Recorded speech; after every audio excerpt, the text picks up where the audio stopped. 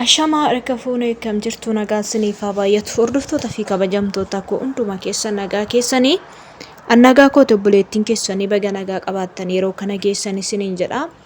Viidiyoo tokkoon qabadhee isinii dhufe innis maali yoo jettan kunoo micayyoo suuraa gubbaa irratti argitan kanas isiniif qabadhee dhufe maali jechuun keessaniin oolu egaa akkatti baanu malee akkatti gallu rabbiin harka jirra araa keenya malee boruu keenya isaa harka jira isiniin jedha. Toleme warroonni aaraa mana koo dhuftan welcome isiniin jedha hunduma keessanuu oluma seenaayi maamila kunaaf taa'ee fedha keessan ta'e warri dursa jirtan immoo like share godhaa isiniin jedha yaa kabajamtoota hordoftoota kiyyaa laayikiin keessan ijoollee baay'ee bira ga'ee micoo kana gargaaruu danda'u isiniin jedha. Micoon kun kan hojjettu Dubayi keessa jechaadha. Dubayi keessa kan hojjettu haadha maatii haadha ijoollee jechaadha. Ijoollee ishiin jijjiiraa mana koon jijjiiraa daa'ima koon barsiifadhee guddifadha jettee kan biyyaa baate hojjetachaa kan jirtu jechaadha. Otoo hojjetachaa jirtu guyyaa tokko gaaf tokko galgala garaa gubaadhaan qabe. Gaafa garaa gubaadhaan qabu ishiin barii ganamaa kaatee waarratteeti. Daandii gubbaarra buutee otoo deemtu makiinaan dha'ee jechaadha. Makina turukute otoo aannan bitachuuf deemtu jechaadha. Aannan bitadha jettee otoo ishiin deemaa jirtu makiinaan daandii gubbaa irratti rukute. Micayyoo kana lubbuu ishii oolee jira. Garuu amma hospitaala jirti. Yaalii gahaa tokkorree wanti ishiin argatte hin jiru. Micayyoo kana mudhiidhaa gadidha kan doktoroonni akka ittiin jedhanitti mudhii ishiitii gadi akka bakka hojiirraa akka hin jirreetti itti himan jechaadha. Kanaaf adaraa warri micayyoo kana beektan tokkoffaa bira dhaabadhaa.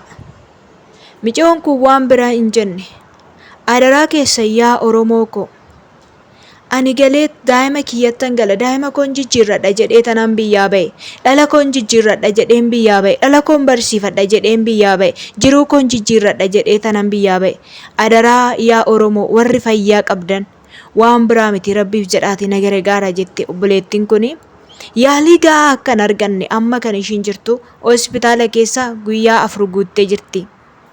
Amma kanatti eenyumtuu ishii gargaaraan jiru eenyumtuu ishii gaafachaa hin jiru.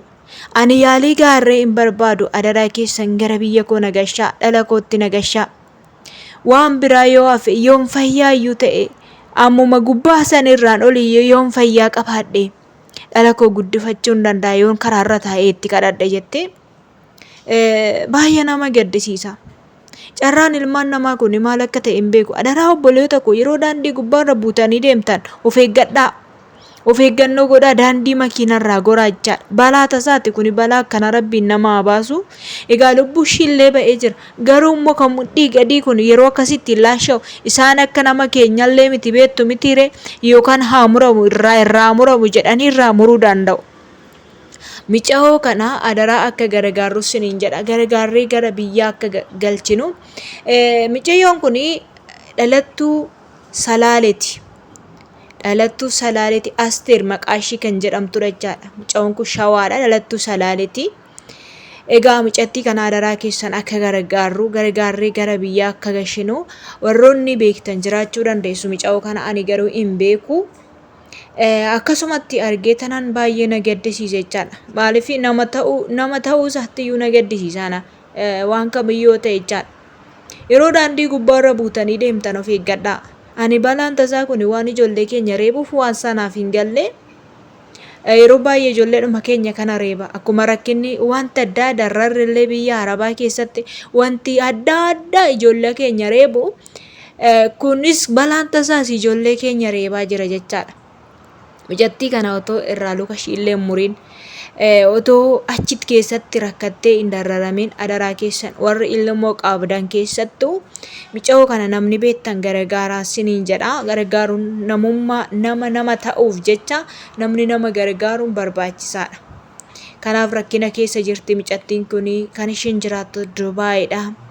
Egaa haala ta'ee ani karaa madaamii bira hojjetti ta'e sana waasaa hin beeku garuu Ennaa madaamii biras yoo hojjette madaamii ishiis wanti ishiin eenyootu hin jirtu. Odoo garuu madaamii bira hojjette gashi yoo jedhaniin hin gashiti natti fakkaanne mana kontiraata natti fakkaanne bakkee ba'anii isa hojjetan kana ta'uu hin didu. Inni bakkee ba'anii hojjetan kun immoo ijoollee yoo gargaaranii gashan qofa yoo ta'e irraan kan hafe akkasittiin galuun hin danda'amu.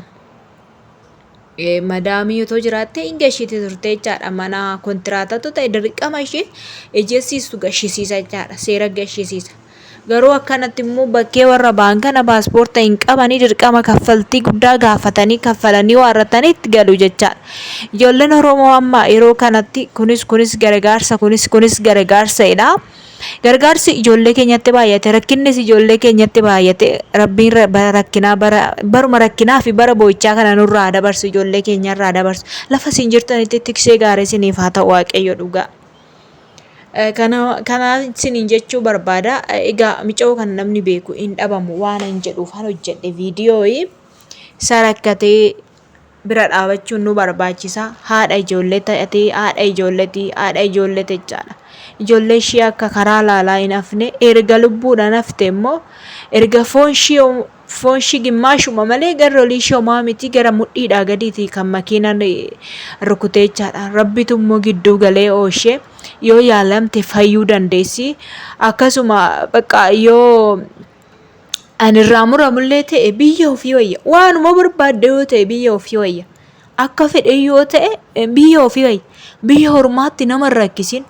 Mataa dhumti nama dhukkubin biyya ormaa keessatti jechaan biyya ormaa gara jabeettidha gaafaati jettee dhukkubsatte sirraa garagalti malee wanti ishii waan silaaltu jirtu. Oggaati dhukkubsatte micha yoo wayyaa ammaa Yordaan keessa hojjetti guyyaa tokko na dhukkube jette guyyaa tokko na dhukkubnaan bilbila narraa fuudhan jette. Gaafa ati dhukkubsatte sin jaalatan jarri kun jechaadha. Jechuu keen jaalatan kan isaan jaalatan maa inni galgalaa ganama akka ati yeroo hundumaa sa'aatii 24 to'ati mana isaanii keessa walii gade fiigaa ooltee jaalatu jechaadha. Eenyu wayii nu seewu natti fakkaate maqaasaa iyyuu ibsaa beektu miti akkas nu seewu hin dadhabnutti fakkaata.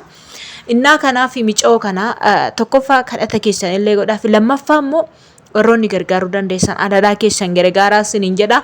Warra wandalaaxee kunoo dhiira jaalatee warra rakkisu kana iyyuu hin gargaartu.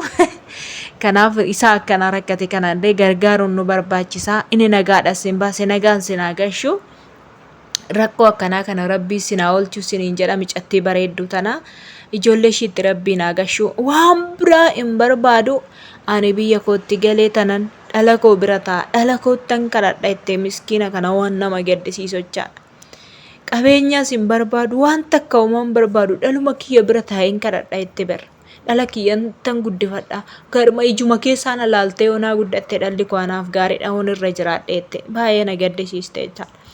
Na akkasii isiniin jedha hordoftoota kiyyaa waan na dhaggeeffattaniif hedduu takka galatoomaa yeroo keessan kennitanii. Like share gochuun dagatinaa isiniin jedha. Laayikiin keessan ijoollee baay'ee bira ga'a. Tarii micoo kana namni beeku hin dhabamu namni gargaarus hin dhabamu isiniin jedha. Oggaa viidiyoo dhaggeeffattan laayikii tuqaa laayikii keessaniin ijoollee baay'ee bira haa ga'u isiniin jedha. Waan dhaggeeffattaniif galatoomaa yeroo gaarii qabaadhaa. Chaaw baay turtii gaarii.